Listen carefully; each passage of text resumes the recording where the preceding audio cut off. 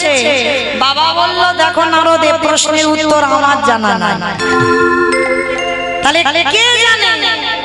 বলে যে নামের নামই সে জানে। আমার নামের নামইটা কি? ভগবান। বলে ভগবানের কাছে চলো, সে জানবে। নারদ, ব্রহ্মা আর ভোলানাথ তিনজনই হলে বৈকুণ্ঠে গিয়ে প্রভুর কাছে জানাচ্ছে, প্রভু অপ্রভু, যারা যারা তোমায় ডাকে, যারা যারা তোমায় ভালোবাসে, তার শেষ জীবনে গতিটা কি হয়? ভগবান বলছে নারদ, এ প্রশ্নের উত্তর তো আমার জানা নাই। সে কি, তুমি ভগবান হয়ে তুমিও জানো না? তাহলে কে জানে? বলে একজন জানলে জানতে পারে। সে কে জানো? যারাই আমার নামে ভালোবাসে, যারাই আমার নাম বদনে উচ্চারণ করে, যারা আমার নামে বদনে উচ্চারণ করে, যারা নয়নের জলে কৃষ্ণ তোমার হলাম বলে, যদি নয়ন জলে ভাসিতে পারে, চলে যাও সেই ভক্তের কাছে, গেলেই তুমি প্রশ্নের উত্তর পেয়ে যাবে। আচ্ছা ঠাকুর, সেই ভক্ত আছে কোথায়? বলে চলো আজকে আমরা চারজনে সেই ভক্তের বাড়িতে যাব। আমার ভক্তের বাড়িটা কোথায়? মথুরা জেলার অন্তর্গতে অবন্তিনগর গ্রাম। আর অবন্তিনগর গ্রামে ভগবানের এক ভক্ত বাস করতেন, যার নাম হলো সন্দীপনী মুনি। এই সন্দীপনী মুনি একটা সংকল্প ছিল মা।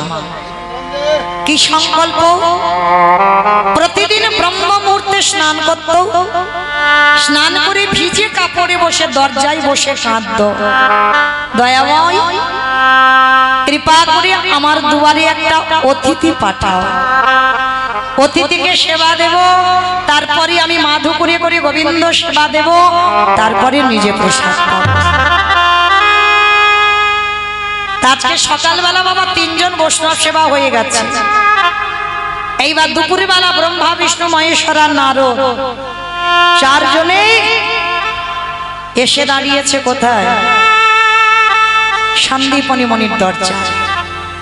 চিনতে পারলো না, ধরে ধরতে পারলো না। আর এদিকে সন্দীপনী মুনি ভগবানের চরণে ডালাটা নিবেদন করেছে, ঠাকুর ছোটবেলা থেকে তোমার জন্য এত কাঁদি, তোমায় এত ভালোবাসি, আমার ডাক কি তুমি শুনতে পাও না? এত ডাকি, এত কাঁদি, কবে তুমি আমার ডাক শুনবে বলো গো দয়াময়?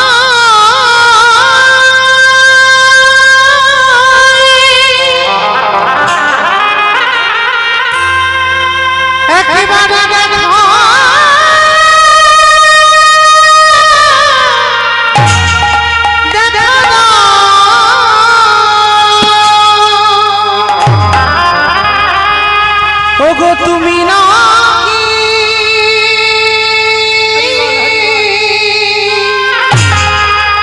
ভক্তির ভগ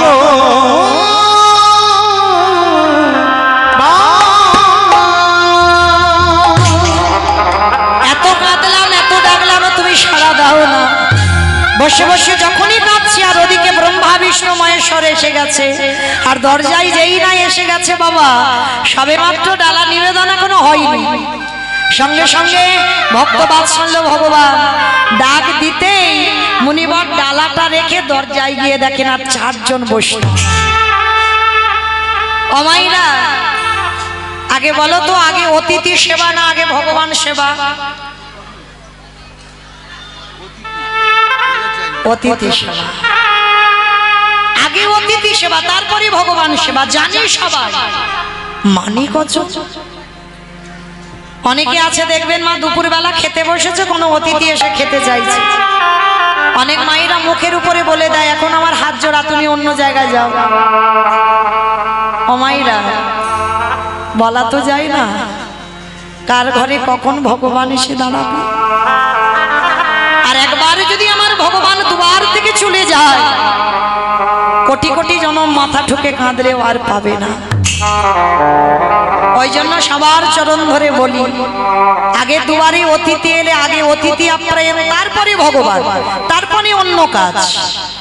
তো আজকে সন্দীপনী মনি দুয়ারে ছুটে গিয়ে দেখে না 4 জন বৈষ্ণব। ভগবান করুণাময় আঁচলটা পেতে বলছে, মনিবার কিছু ভিক্ষা দিতে পারবে? 3 দিন হয়ে গেল কিছু খেতে পাইনি, দাও না গো একটু খেতে। হায় রে, ভগবান যার বাড়িতে গেছে বাবা সে নিজের পেটের ভাত জোগাড় করতে পারে। সন্দীপনী মনি জানি আমি ভিক্ষা করে চাল ডাল রেখে দিয়েছি, রান্না করে বৈষ্ণব সেবা হয়ে যাবে। 4 জনের চরণ ধৌত করে দিয়ে 4 জনকে বসিয়ে দিয়ে ঘরের মধ্যে গিয়ে বাবা যেই না চালের হাঁড়িটা খুলেছে, খুলে দেখে না বাবা একটাও চাল ডাল নেই। গেল কোথায়? যে করে আমার আশ তারে করি সর্বনাশ। সর্বনাশ নয়, যা যা খাবার ছিল সবকিছু খেয়ে নিয়েছে। আর এই মুনিবরের একটা ছোট্ট 5 বছরের ছেলে ছিল, বাবা যাকে বটু বলে ডাক দিত। ডাক দিয়েছে, বটু বটু। হ্যাঁ রে বাবা, তুই জানিস আমার এই হাড়িতে চাল ডাল ছিল, কোথায় গেল? কই না তো বাবা, আমি জানবো কি করে? বাবা তুমি বৈষ্ণব সেবার জন্য কাঁদছো, দাও ঝোলাটা আমার কাছে দাও, আমি একটু ভিক্ষা করে এনে দিচ্ছি। যেই না বলেছে ভিক্ষা করে এনে দিচ্ছি, সঙ্গে সঙ্গে বাবা বাবার কাছ থেকে ঝোলাটা নিয়ে ষষ্ঠাঙ্গে দণ্ডবত প্রণাম। পাশে ভগবানের মূর্তি আছে, ভগবানের মূর্তির কাছে গিয়ে জানাচ্ছে, প্রভু প্রভু আজকে আমার বাবা অতিথি সেবার জন্য আমাকে পাঠাচ্ছে, আমার জন্য নয়, আমার বাবা মার জন্য নয়, আমি যাচ্ছি অতিথি সেবার জন্য ভিক্ষায়। ভগবান মনে মনে করলো, হায় হায় হায় হায় হায় হায়, এলাম ওর বাবাকে পরীক্ষা করতে, এখন ছেলে বাঁধা হয়ে দাঁড়াচ্ছে। দাঁড়াও, ছেলেকে তো একটু ঘষে মেজে নিতে হবে। ভগবান নিজের দেহ থেকে বাবা একটা বটুর মূর্তি বের করেছে মা, আর আসল বটুর আগে ভগবান বটু সেজে গোটা গ্রাম ভিক্ষা করে নিয়ে চলে। ধরেন একটা ছেলে বাবা আপনাদের বেনিপুরে যদি গোটা গ্রাম ভিক্ষা করে নিয়ে যায়, ওই ছেলেটা যদি 5 মিনিট পরে যায়, ভিক্ষা দেব বাবা কেউ? বটুর জীবনে দশা তেমন।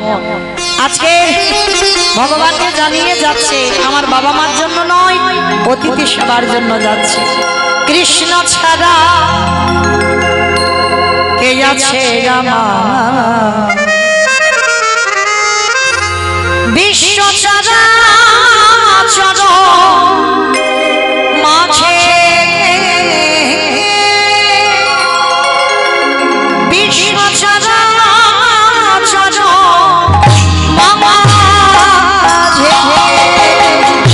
কৃষ্ণ ছাড়া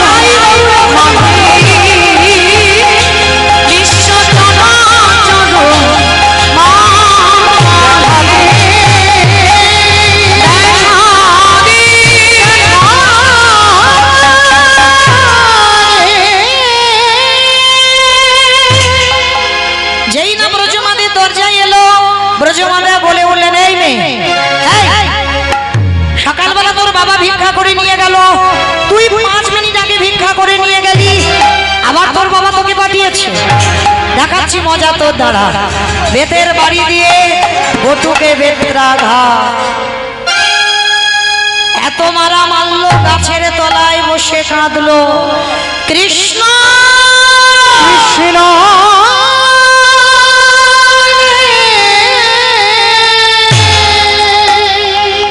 কেউ জানুক না জানুক তুই ভালো করে জানিস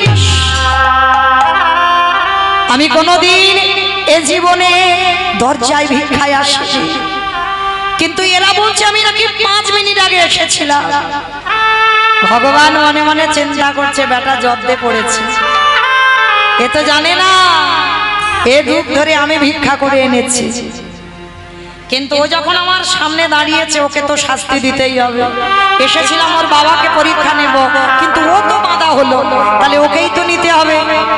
ছেলেটা বলে বলেন শোন কৃষ্ণ, কেউ জানুক না জানুক তুই সব জানিস, আর এ জীবনে যদি বৈষ্ণব সেবা দিতে না পারি এ জীবন যমুনার জলে ত্যাগ করব। যেই না বাবা মধুমঙ্গল বা বটু যেই না বলেছে যমুনার জলে প্রাণ ত্যাগ করবে, ভগবান মনে মনে ভাবছে আহারে ছেলেটা যদি মরে যায় আমাকে তো কেউ ভগবান বলবে না, না না না না এটা আমি হতে দিতে পারি না, দাঁড়া বাঁচাতে হবে। কিন্তু কি করব, আজকে ছেলেটা মনে মনে ভাবছে প্রাণ আমি ত্যাগ করব, এ প্রাণ নিয়ে আমি ফিরবো না। ভগবান একটা পাখি হয়ে কানের কাছে উড়ে গেল, এই বটু তোকে কেউ মথুরাই দিল না তো, বৃন্দাবনে চলে যা। আর যেই না ছেলেটা ইঙ্গিত পেয়েছে একেবারে যমুনা নদী পার হয়ে বৃন্দাবনের মাটিতে গেছে। আর বৃন্দাবনের মাটিতে গিয়ে যেই না দাঁড়িয়েছে, আর দাঁড়ানোর সঙ্গে সঙ্গে মা পূর্ণমাসী চাল ডাল আলু সবজি যা যা দরকার ছেলেটাকে দিয়েছে। পুটলিটা বেঁধে আবার ফিরবে, কিন্তু এত সোজা নয় মা। ভগবান কুর্ম হয়ে জলের তলায় বসে আছে। বাবা কুর্ম মানে কি গো? কুমড়ো কুমড়ো।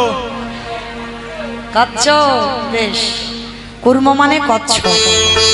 ভগবানের তো 10টা অবতার বাবা, সত্য যুগে 5টা, মৎস্য কুর্ম বারাহ নৃসিংহ বামন সত্যতে। ত্রেতাতে 2টো রাম, একটা ভৃগু বংশে যমদগ্নির ঔরসে মা রেণুকার গর্ভে জন্ম নিল ভৃগুরাম বা পরশুরাম, আর একটা ক্ষত্রিয় কুলে রাজা দশরথের ঔরসে মা কৌশল্যার ঘরে জন্ম নিল দাশরথী রাম বা সীতাপতি রাম, আর একটা বলরাম অবতার। তারপরে আর কলিতে একটা হয়ে গেছে বাবা বুদ্ধ অবতার, আর একটা কলির শেষে আসছে কলকি অবতার। ভগবানের এই মোট 10টা অবতারের মধ্যে 9টা কমপ্লিট হলো, আর একটা বাকি আছে। তো আজকের এই লীলায় ভগবান কচ্ছপ হয়ে জলের তলায় বসে আছে। আর ছোট্ট ছেলেটা তো জানে না, নাচতে নাচতে নাচতে নাচতে পর তো পর বাবা একেবারে পাটা কচ্ছপের পিঠের উপরে পড়ল। আর যেই না কচ্ছপের পিঠের উপরে পড়লো, ছেলেটা পা পিছলে একেবারে যমুনার জলে। আর যেই না যমুনার জলে পড়েছে বাবা আর কি পাবে, সঙ্গে সঙ্গে চাল ডালটা ডুবে গেল, আর ওদেরই বাড়িতে বসে ভগবান আত্মসাৎ করে। ছোট্ট ছেলেটা বলে বলেন মা তোর এত খিদে, তোর এত লালসা, তোর এত লোভ, তবে শোন মা আমার চাল ডাল যখন খেয়ে নিলি এবার আমার জীবনটাকে তোর খেতে হবে। ছোট্ট ছেলেটা প্রাণ ত্যাগ করবে সিদ্ধান্ত নিল, আর ওদিকে ভগবান ওরই বাবাকে ডাক দিয়েছে, হে মুনিবর ছেলেটা কখন গেল এখনো ফিরছে না, তুমি বাবা হয়ে খোঁজ নেবে না? বাবা প্রাণ ভয়ে ছুটতে ছুটতে গেছে যমুনার ঘাটে, আর গিয়ে দেখে না মা ছেলেটা গলা পর্যন্ত জলে নেমে গেছে। বাবা পিছনে গিয়ে ডাক দিয়েছে, এই খোকা আগে শিগগিরি ওঠ। ছি ছি ছি ছি ছি ছি ছি, আরে তুই কি শেষ পর্যন্ত জলে নেমেছিস, সাঁতার জানিস না তো? আগে ওঠ বলছি। যেই না উঠতে বলেছে বাবা ছেলেটার আর মরা হলো না, কারণ মরি বললে তো মরা যাবে না বাবা। কি মায়েরা মরি বললে মরা যাবে? বিষ খেতে হবে, বিষ খেলে হয়ে যাবে। গলায় দড়ি দিতে হবে। বিষ খেয়েও শান্তি নেই, তার মানে বিষ খেয়েও বেঁচে আছে। ঘাস মারা বিষ খেতে হবে, এমনি খেলে হবে? ও বাবা, আবার ঘাস মারা খেতে হবে। ঘাস মারা খাওয়ার যাই খাও না কেন, আমি নিজে চোখে দেখা বাবা, ঘাস মারা খেয়েও বেঁচে আছে। জ্বালানি খাও। ও মা, আবার জ্বালানি খাও, কত কি বিষের নাম জানি এটা। তো যাই হোক মায়েরা, যে যাই করো না কেন, একবার যে বিষ খেয়ে হাসপাতালে যাবে, ও দ্বিতীয়বারে বাবা আর খাবার নাম করবে না। তাহলে মরি বললে মরা হবে না। ওই জন্য শাস্ত্রে বলছে বাবা, কেউ খেয়ে মরে, কেউ খাইয়ে মরে, কেউ নিয়ে মরে, কেউ দিয়ে মরে, কেউ শুনে মরে, কেউ বলে মরে, কেউ দেখে মরে, কেউ ভালোবেসে। এই যা যা কথাগুলো বললাম, একটাও কথা বাবা গ্রন্থের বাইরে নয়, সব গ্রন্থের ভিতরে আছে। যদি কারো জানা থাকে প্রশ্নের উত্তর দেবে। কেমন খেয়ে মরেছিল কে? পুতনা নাকি খেয়ে মরেছে? মানে আমার কীর্তন শুনে কিন্তু গন্ডগোল করে ফেলেছে।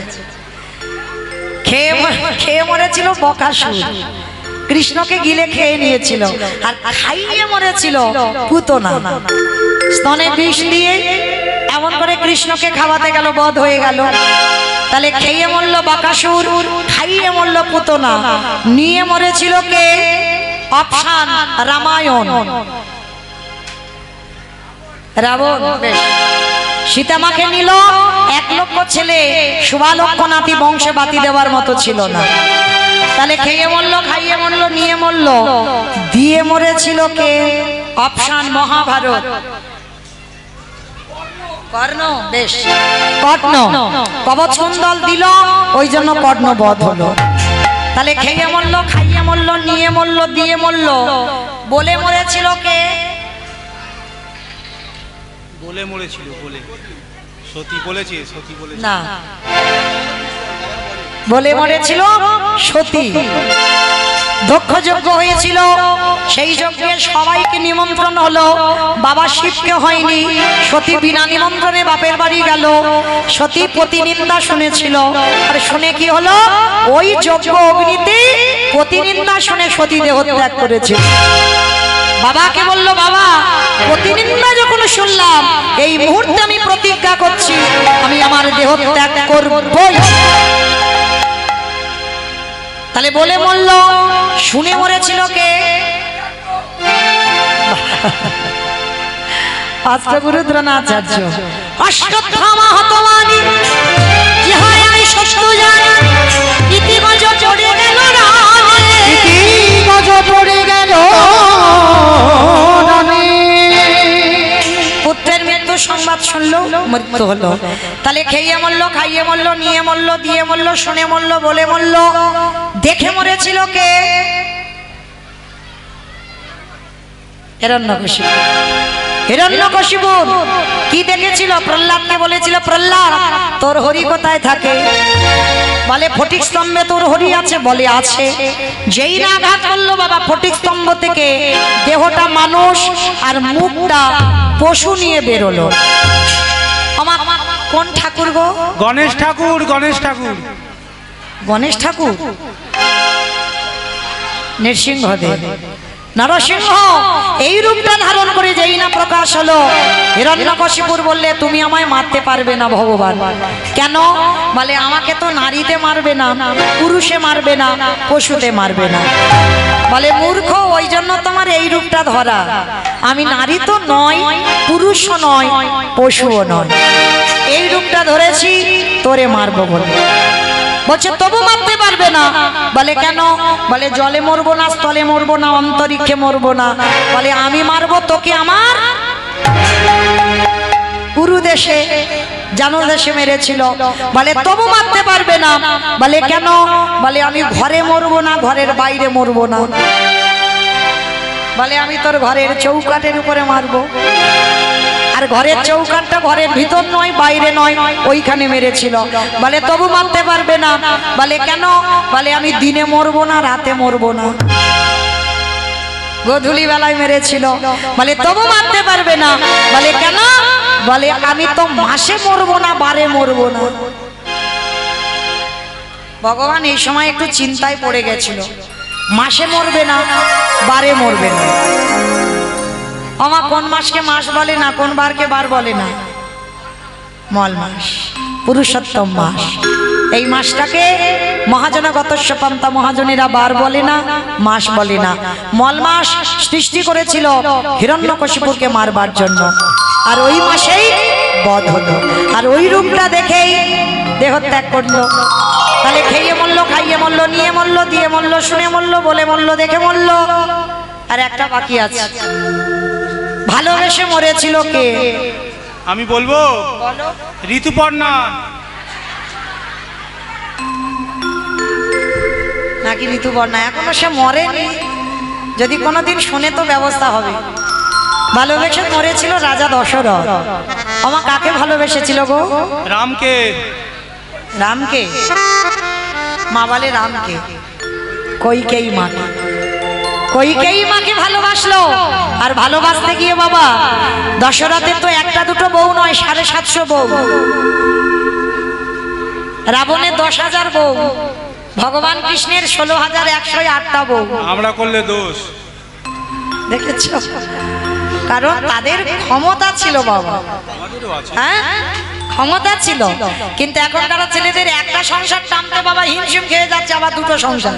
হ্যাঁ, আর ভগবান একটা কথা কলির জীবদের আদেশ দিয়েছে, আমি যেটা করছি তোমরা করো না, আমি যেটা বলছি সেটা শোনো।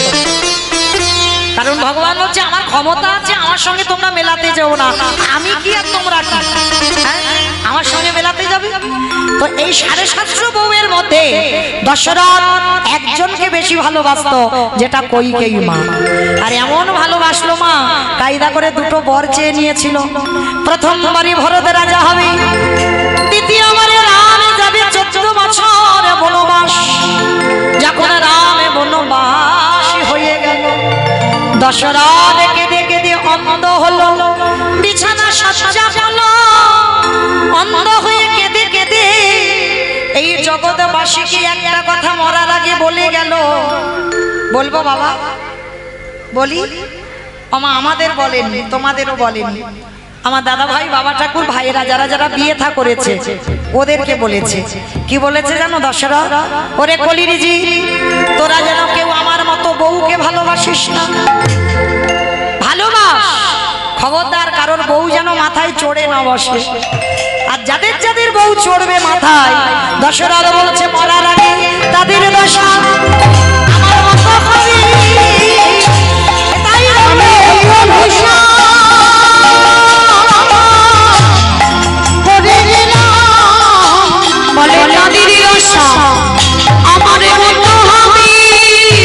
আস্তে আমার লীলাতে কোথায় ছিলাম? যমুনার ঘাটে। ছেলেটা মরতে গেল, মরা হলো না।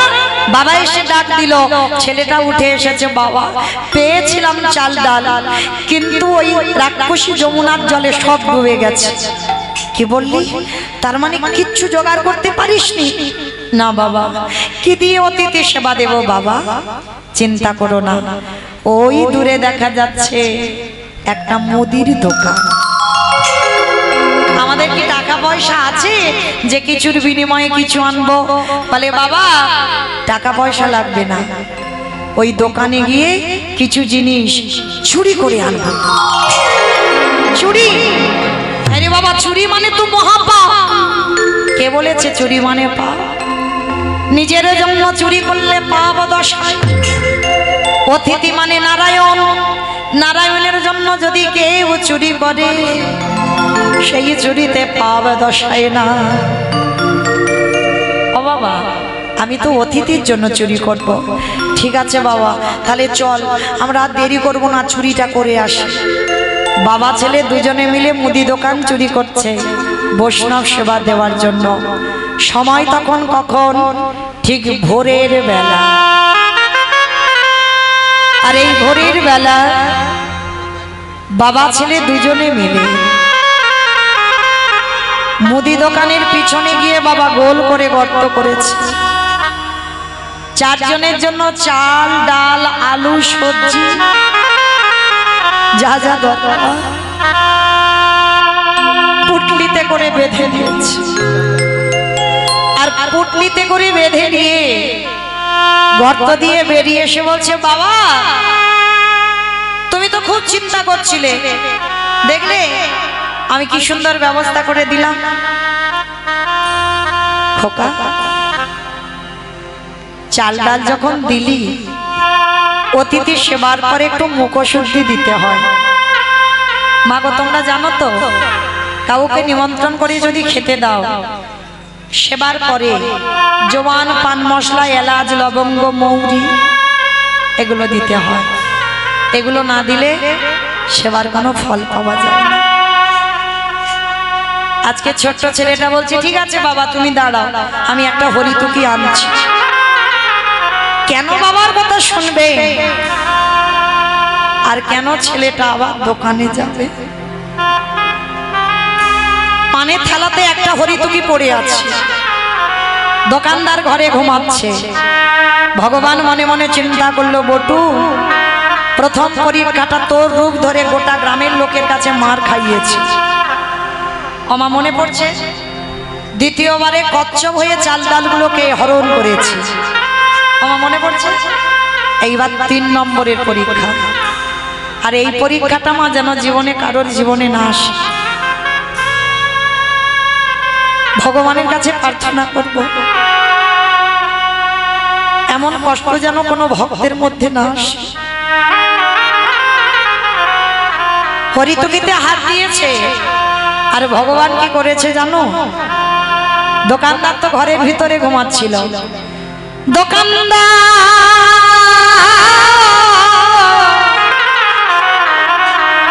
তুমি অমন করে কালে নিদ্রায় ঘুমায়ো না, ওদিকে চেয়ে দেখো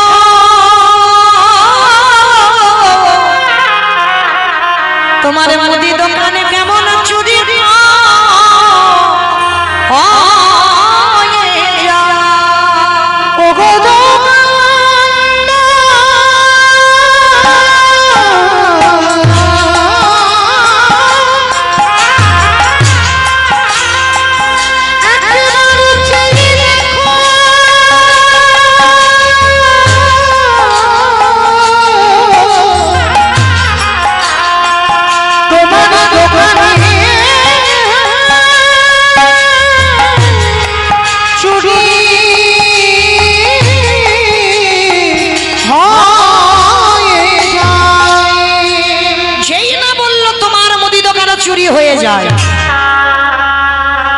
সঙ্গে সঙ্গে বাবা ছেলেটা যেতে যাবে, পাটা লেগে পানের থালাটা উল্টে পড়ে গেল। আর যখনই উল্টে পড়ে গেল, ঝনাত করে দোকানে একটা আওয়াজ হয়েছে, আর দোকানদার এসে ছেলেটার পা দুটো চেপে ধরেছে। জীবনে বাবা কাল ঘনিয়ে এলো,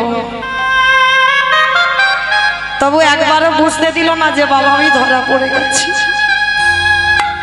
হাসি মুখে গর্ত দিয়ে হাত দুটো বেরিয়েছে, মাথাটা বেরিয়েছে, আর দেহটা ভিতরে আছে। দেওয়ালটাকে চেপে ধরে হাতটা বাবার দিকে বাড়িয়ে হরিতুকিটা দিয়েছে। বাবা যাও, তুমি তাড়াতাড়ি ততক্ষণে রান্নার ব্যবস্থা করো, আমি যাচ্ছি একটু পরে। যতই হোক বাবা তো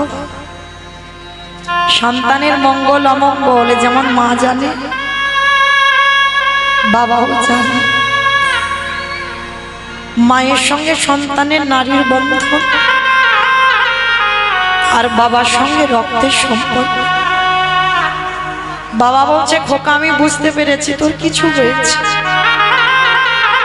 আয় বাবা, আমি হাত ধরছি, তুই বেরিয়ে আয়। ও বাবা তুমি যাও না, আমি একটু পরে যাচ্ছি।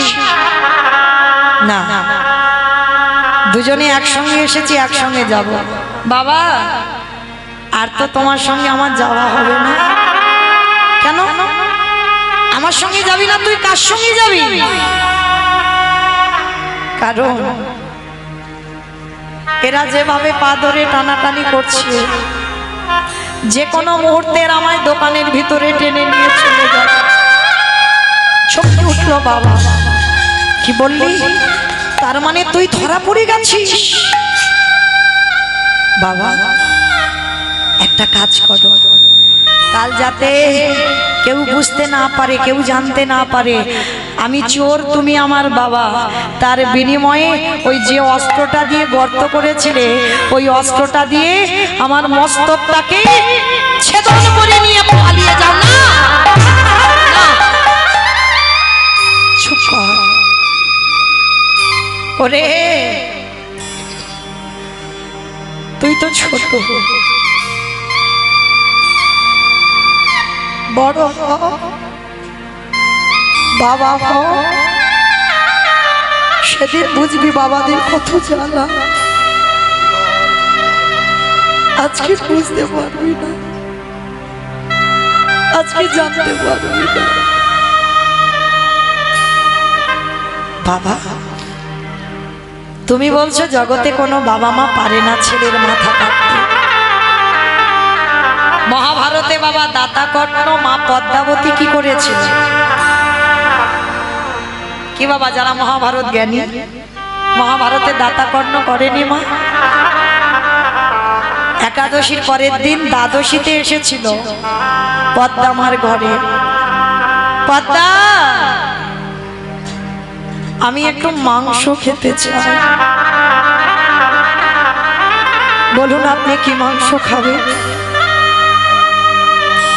শোনো পদ্মা, যেমন তেমন ভাবে তো আমার সেবা দিলে আমি পাবো না। সেবা যদি দিতে হয় তোমার একমাত্র নয়নের মণি, তোমার একমাত্র বুকের ধন, তোমার একমাত্র বুকের পানি, তার দেহটা টুকরো টুকরো করে মাংস করে আমার সেবায় সত্যি উঠলো মা পদ্মাবতী। অসম্ভব।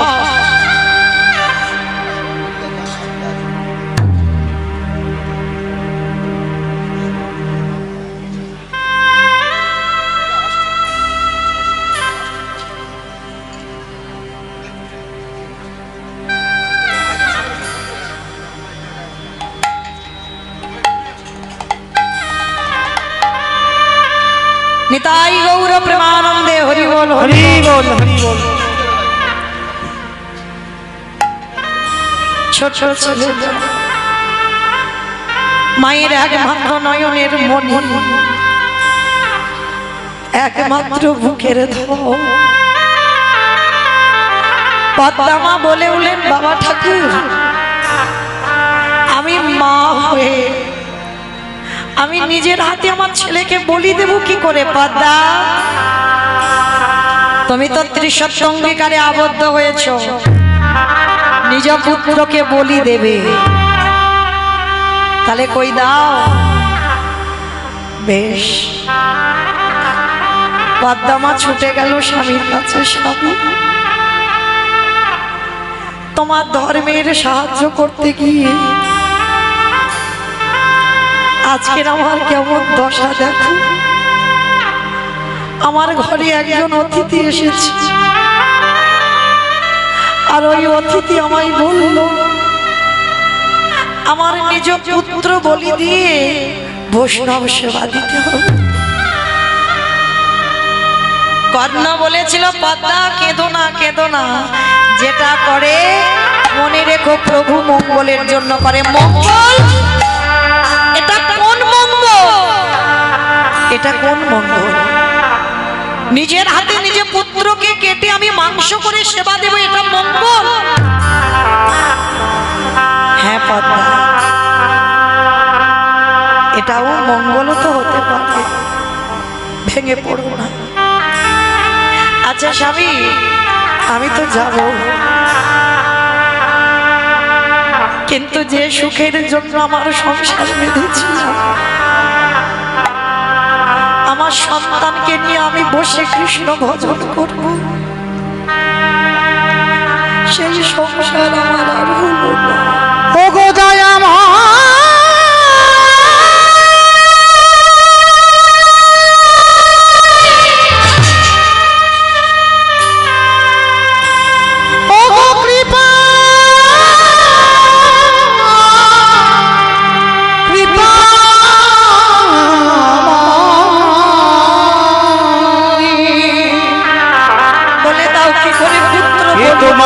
কেমন লীলা তোমার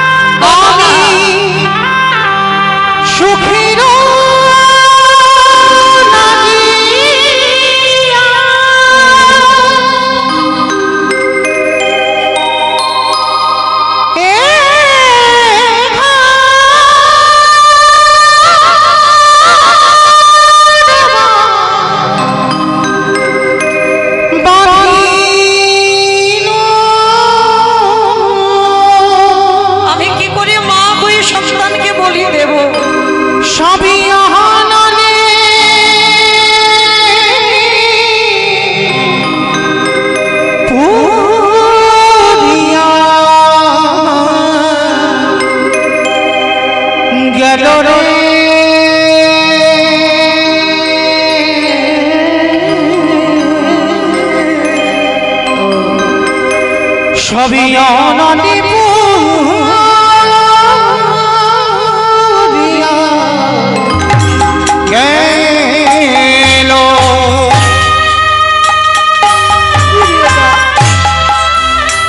ফিরিয়ে দাও সাজানো সৈকত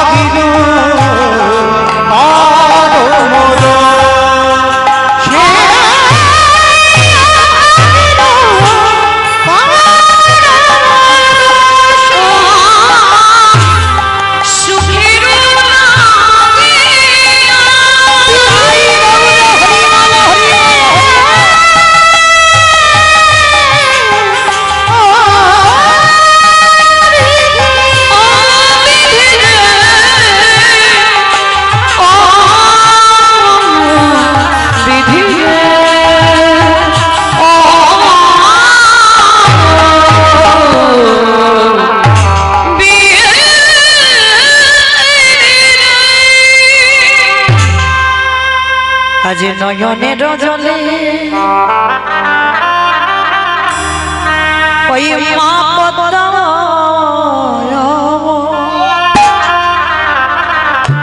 বিশেষে তোর একটা খেলা মা হরি নামের খেলা আমরা ছেলে জন্ম দিয়েছি আমাদের ছেলেদের তো কত কিছু খেলা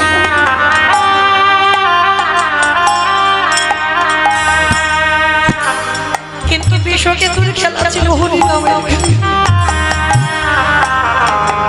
বিশ্ব মাঠে হরি নাম করছে মা গিয়ে দাঁড়িয়েছে যেই না মা এসেছে বিশ্ব ছুটতে ছুটতে মার কোমর জড়িয়ে ধরেছে ও মা এ কি তোমার চোখে জল তুমি কাঁদছো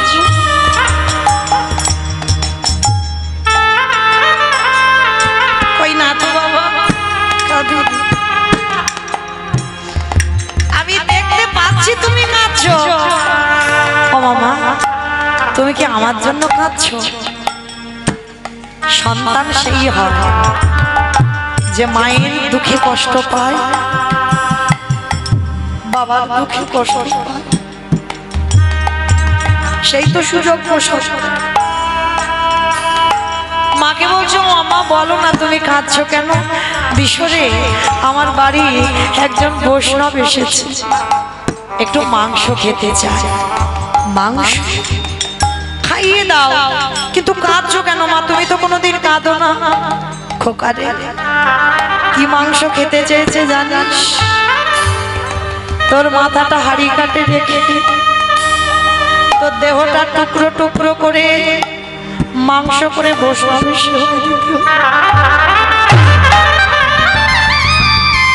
বল বাবা এই জগতে কোনো মা পারে আমি কি করে পারবো নিজের হাতে তোকে বলি দিয়ে মাংস করে খেতে দিতে 5 বছরের ছেলে বিশ্ব বলে উঠলেন মা গো এত বড় সৌভাগ্য এর থেকে বড় পাওয়া আর কিছু মা তুমি তো গল্প করতে আমি নাকি গর্ভে যখন ছিলাম তুমি নাকি কেঁদে কেঁদে বলেছ আমার এই ছেলেটা যেন বৈষ্ণব সেবায় লাগে তাহলে মা আজকে যখন আমি বৈষ্ণব সেবায় যাব তুমি কেন ভেঙে পড়ছো মা তুমি কেঁদো না তোমার চোখের জলে আমার যাওয়ার রাস্তা পিছলো বাবু তুমি যদি কাঁদো মা আমার যে অমঙ্গল হবে মা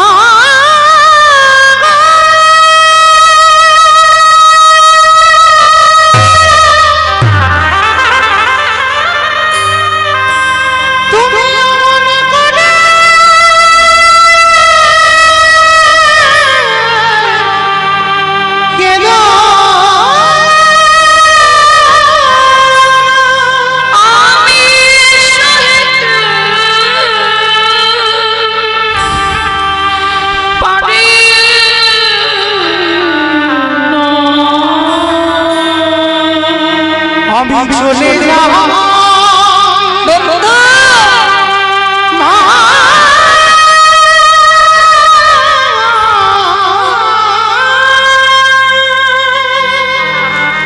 তুই চলে গেলে কি আমায় মা বলে ডাকবে কে বলেছে তোমার একটা বিষয় চলে যাচ্ছে পড়ে আছে তোমার হাজার হাজার বিষয় কেঁদো না কেঁদো না মা তুমি কেঁদো আমার জীবন নদী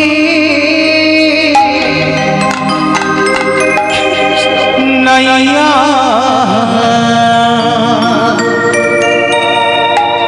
আমারে ভাবির খেলা সঙ্গ হলে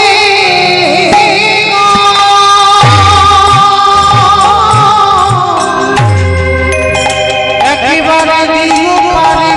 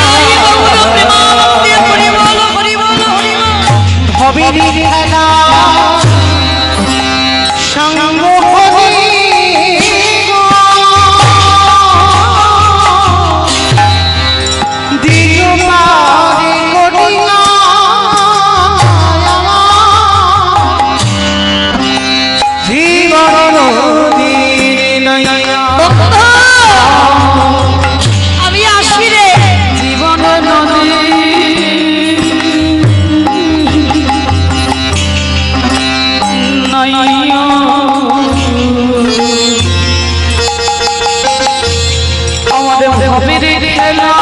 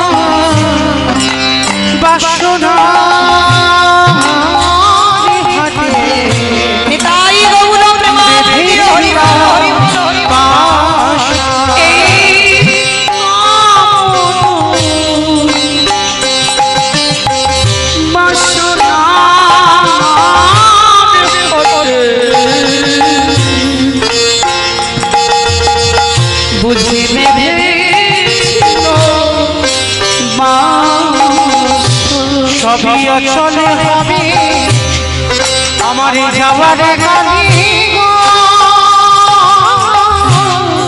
একেবারে দেখি নাই ভাবিয়া আমার জীবন নাইয়া জীবন তাই বাবুরা প্রমাণ দিয়ে হরি বল হরি বল হরি বল নাইয়া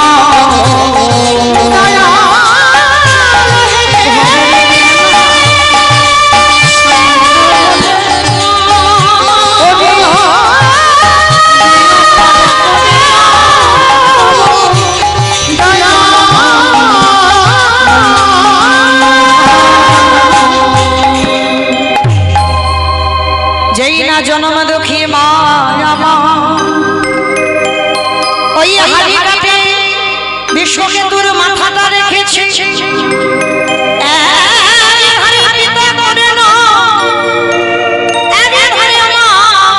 পদ্মাবতী ওই গোড়ালিনী নিজ পুত্রকে বলি দিল দেহটা মাংস করে বৈষ্ণব সেবাই দিল আর মাথাটা নিয়ে রেখে দিল ঠাকুর ঘরে কেন যেইরা বৈষ্ণবে চলে যাবে ওই ছেলের কাকা মুন্ডু ধরে মা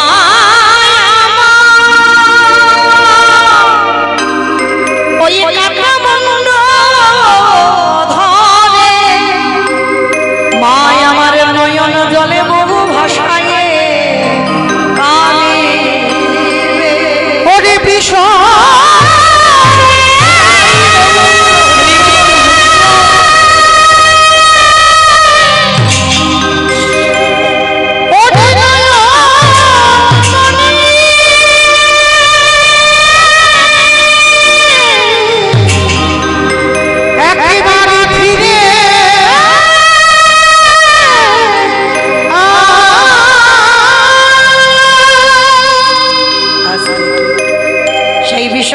বলি দিল পরক্ষণে সেই বিষয় খেলার মাঠ থেকে ছুটতে ছুটতে সে মা মা বলে মার বুকে ঝাঁপিয়ে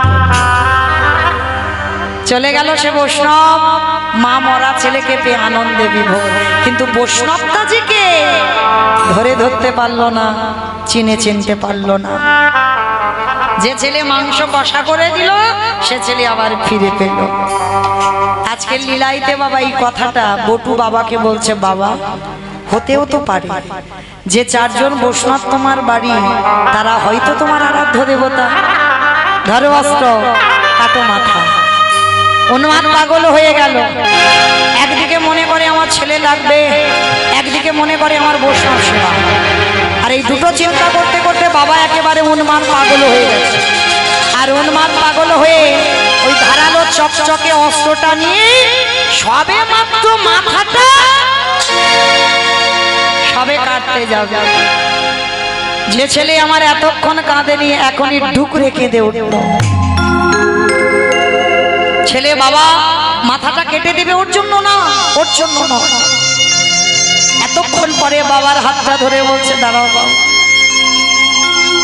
আর একটু পরে তো আমার প্রাণ পাখিটা চলে যাবে, যাওয়ার আগে আমার একটু ইচ্ছা ছিল। দেওয়ালটা ধরে বাবাকে কাছে আসতে বলল, বাবার চরণ ধুলাটা দিল। বাবা যাওয়ার সময় মায়ের সঙ্গে দেখা হলো না, আমার মাকে বলে দিও আবার যদি কোনোদিন আমার জন্ম হয় আমি যেন আমার মার গর্ভে আবার ফিরতে পারি। কৃষ্ণ তোর মতো বন্ধু যেন আমি জন্মে জন্মে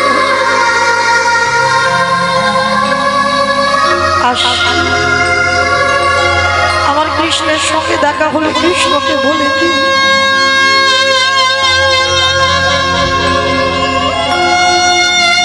আজকের বাবা উন্মাদ পাগল হয়ে আছে, বাবা কিছু বুঝতে পারছে না। একবার শুধু মনে করছে আমার ছেলে লাগবে না, একবার অতিথি সেবা, এই দুটো চিন্তা করছে। আর দুটো চিন্তা করতে করতেই অস্ত্রটা হাতে করে তুলে নিয়ে একমাত্র সন্তান, একমাত্র নয়নের মণি ওই মস্তকটাকে ছেদন করে দিয়েছে। আর যখনই ছেদন করে দিল দেহটা ভিতরে পড়ে গেল, কাটা মুন্ডুটা বাইরে ছটফট করছে। কৃষ্ণ কৃষ্ণ কৃষ্ণ কৃষ্ণ কৃষ্ণ কৃষ্ণ কৃষ্ণ হে কৃষ্ণ কৃষ্ণ কৃষ্ণ কৃষ্ণ কৃষ্ণ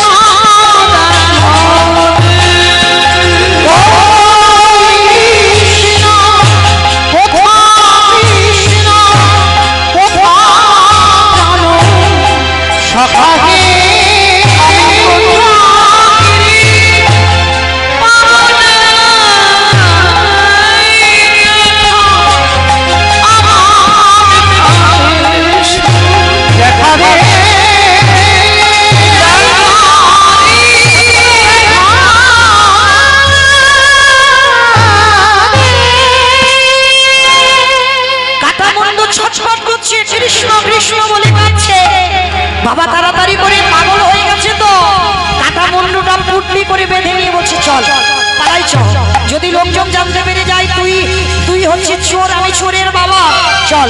পুটলিটাকে বেঁধে ছুটতে ছুটতে যমুনার ঘাটে গিয়ে ছেলের মাথাটা দূর করে ফেলে দিল। বলে যে ছেলে কৃষ্ণ বলবে না ওকে নিয়ে আর ঘরে গিয়ে কি করব, ফেলে দিল। আর এদিকে দোকানদাররা যেই না পাটা ধরে টেনেছে গলা তো কেটে নিয়ে চলে গেছে, দেহটা দোকানের ভিতরে আর গলায় পইতে। তার মানে এ তো ব্রাহ্মণের ছেলে।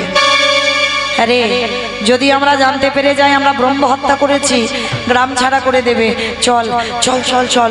সময় থাকতে থাকতে এই দেহটা যমুনার জলে ফেলে। লীলা শেষটা দেখেন কেমন, বাবা মাথাটা দিল যমুনার জলে, দোকানদার দেহ দিল যমুনার জলে। বস্তাটা খুলে গিয়ে যমুনার স্রোতে দুটো দেহ ভাসছে, মাথা ভাসছে। চাল ডালগুলো নিয়ে রন্ধন করে বৈষ্ণবদের সেবা দিয়েছে। বসুন।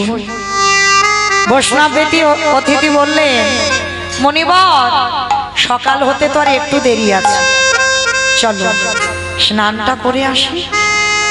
যমুনার ঘাটে যেখানে গেছে আমার ছেলের দেহ আর মাথাটা ভাসছে, কোনো বাবা দেখতে পারে? ছেলেটাকে দেখে পিছন ঘুরে দাঁড়িয়ে আছে। ভগবান চালাকি করে জিজ্ঞেস করছে মণিবর ভালো করে দেখো তো বাচ্চাটাকে কি তুমি চেনো, কোনোদিন দেখেছো? তোমাদের গ্রামে টামে বাড়ি টাড়ি নাকি? যেন জেনে না জানার ভান করছে।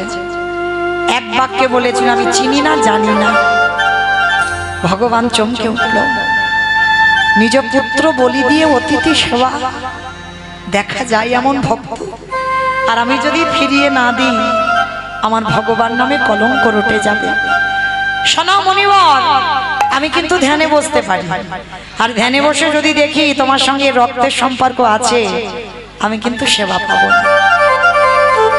চরণ ধরে বললেন, হে বৈষ্ণব, এটা অন্য কেউ নয়, আমার বটুর দেহ। সে কি গো, কি করে হলো তোমার ছেলে? সমস্ত ঘটনাটা কিভাবে ঘটেছে বলল। বলার পরে দাঁড়াও, কান্নাকাটি করো না, আমার এই ঝোলাতে একটা ওষুধ আছে, ওষুধ ছোঁয়ালেই তোমার ছেলে বেঁচে যাবে। ভগবান চালাকি করে বলছে, ধরতে দেবে না। তীরে তুলেছে দেহটাকে, মাথাটা তীরে তুলেছে, নয়ন ইঙ্গিত করে বলছে, ব্রহ্মা দেখো তো তুমি দেহটা জোড়া লাগাতে পারো কিনা। পাচ্ছে না। ভোলানাথ দেখো তো তুমি পারো কিনা। পাচ্ছে না। যে নামের নামে স্বয়ং ভগবান, তিনিও জোড়া লাগাতে গেছে, পাচ্ছে না। আমা ঘড়ির কাঁটা ছিল আমার 8:30 বেজে গেল, কারণ আমার বাবা ঠাকুর একটু জ্যামে পড়ে গিয়েছিল। করার কিছু নেই, রাস্তাঘাটের ব্যাপার তো, যাই হোক। কিন্তু বাবা আমি টেনে দিচ্ছি, কিন্তু আমার বেলা যদি জীবনে কিছু হয়, আমার বেলা কেউ টানবে না, এটাই হয়। আগের দল তো আমাদের টাইম ছিল না, আমার তো ওটা টাইম ছিল না, আমার তো যে টাইম সে টাইমে উঠেছি। আমাদের বলে এসেছিল না, আমার যে টাইম ছিল সেই টাইমে উঠেছি, আমি আগেই এসেছি। বেশ, তো যাই হোক, কারণ আজকে যেহেতু রামনবমী অনেক রাস্তা জ্যাম আছে, তবে আমাকে বললেন একটু দিদি টেনে দেন, উনি আসছে, ফোন করছে, তো ওই জন্য 8:30 পর্যন্ত সময় ছিল। তো যাই হোক, একটু তো টানতে হচ্ছে ওনার জন্য। তো আজকে আমি কীর্তনের শেষে আমি বলেছিলাম মা কটা প্রশ্নের উত্তর লাগবে, সেই প্রশ্নের উত্তর দিতে হবে। এবার বলো তো দেখি, ব্রহ্মা বিষ্ণু মহেশ্বর কেউ পারলো না কাটা দেহ জোড়া লাগাতে, আর কে বাকি আছে?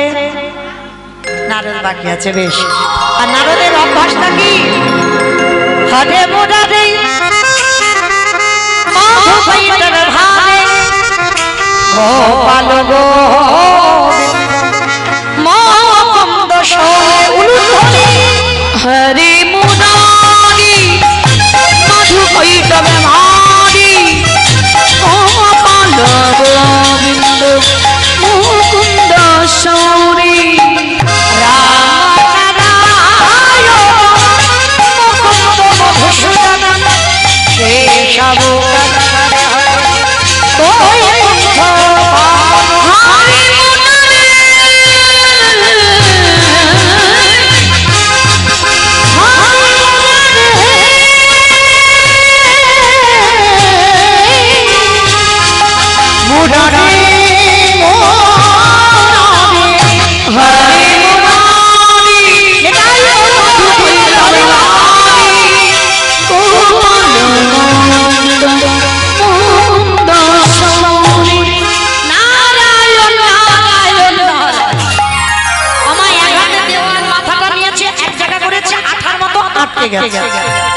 সঙ্গে সঙ্গে নারদ চমকে উঠেছে, ঠাকুর এটা কি হলো?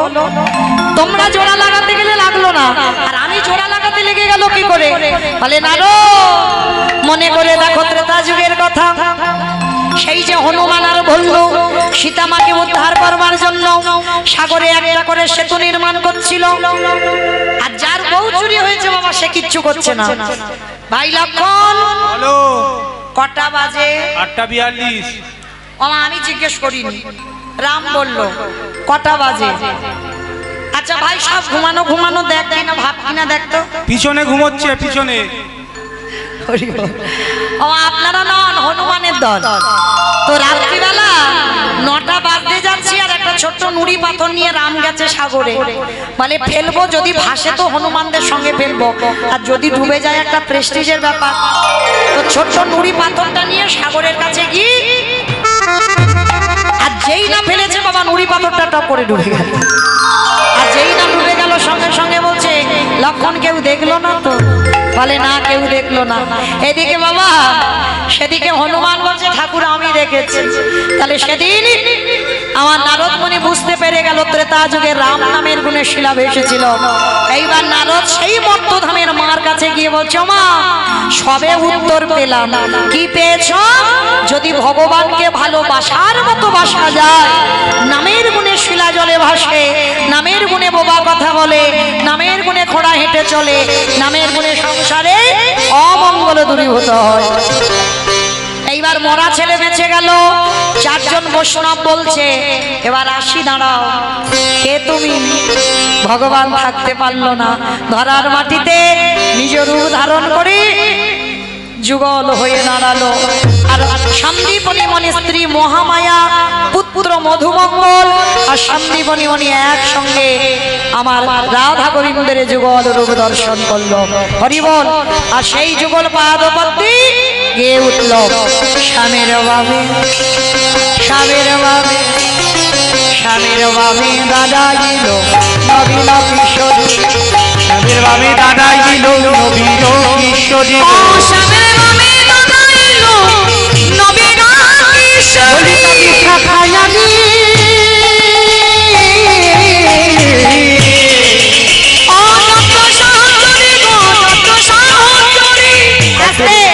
সবাই দেখি যাওয়ার সময় হাত দুটো একটু তোলো। পদ্মের পাতায় পাতায় দিচ্ছে করতালি, পদ্মের পাতায় পাতায় দিচ্ছে করতালি, পদ্মের পাতায় পাতায় দিচ্ছে করতালি গো। আরে কেন দাসে মাঝে রাম